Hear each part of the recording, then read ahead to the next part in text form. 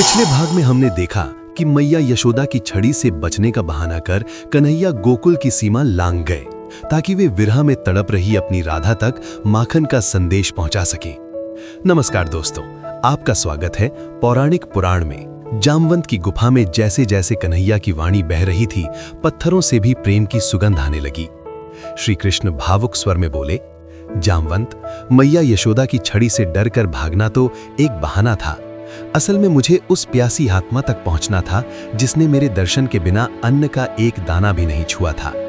भागते भागते मैं यमुना के उस एकांत तट पर पहुंच गया जहां कदम के वृक्षों के पीछे मेरी राधा मेरा इंतजार कर रही थी। राधा रानी की आंखों में विरह की लाली थी और चेहरे पर तपस्या का तेज। जैसे ही उन्होंने कन्हैया को देखा, उनका सारा दुख कपूर की तरह उड़ गया। कन्हैया ने अपने नन्हे हाथों में छिपाया हुआ वही माखन निकाला और राधा की ओर बढ़ाया। श्रीमद् भागवत में उस दिव्य माखन का संकेत मिलता है। एकदा गृहदासीषु यशोदा नंद गेहिनी कर्मांतर नियुक्तासु निर्ममंत स्वयं दधी। अर्थात एक दिन जब सारी दासियां दूसरे काम में लगी थीं, तब स्वयं मैया यशोदा दही मथने लगी ताकि कन्हैया के लिए श्रेष्ठ माखन निकले। पर वो माखन तो मेरी राधा के भाग्य में लिखा था। कन्हैया ने अपने हाथों से वो माखन राधा के मुख में डाला।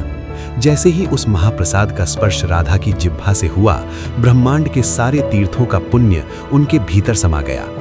राधा का अन्न जल त्याग का संकल्प पूर्ण हुआ। लेकिन तभी इस दिव्य मिलन के बीच एक ऐसी खौफनाक पदचाप सुनाई दी जिसने कन्हैया को भी चौंका दिया।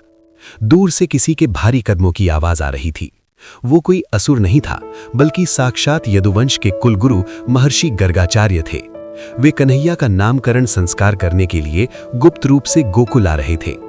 गर्ग मुनि साक्षात त्रिकालदर्शी थे।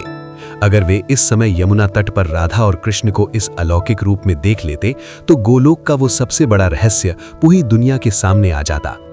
कन्हैया ने तुरंत राधा की आंखों में देखा और एक ऐसी योग माया रची कि एक पल में यमुना का वो तट वीरान हो गया। कन्हैया फिर से एक छोटे शिशु बनकर गौशाला के अंधेरे कोने में प्रकट हुए, जहां गर्ग मुनि नंद बाबा से मिलने वाले थे। लेकिन गर्ग मुनि ने कन्हैया को देखते ही एक ऐसी बात कह दी जिससे नंद बाबा के होश उड़ गए। आखिर त्रिकालदर्शी गर्ग मुनि ने कन्हैया के भविष्य के बारे में कौन सा भयंकर राज खोला?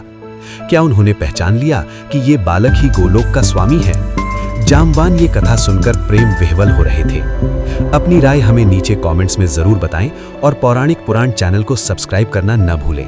मिलते हैं कहानी के अगले भाग में। तब तक के लिए नमस्कार।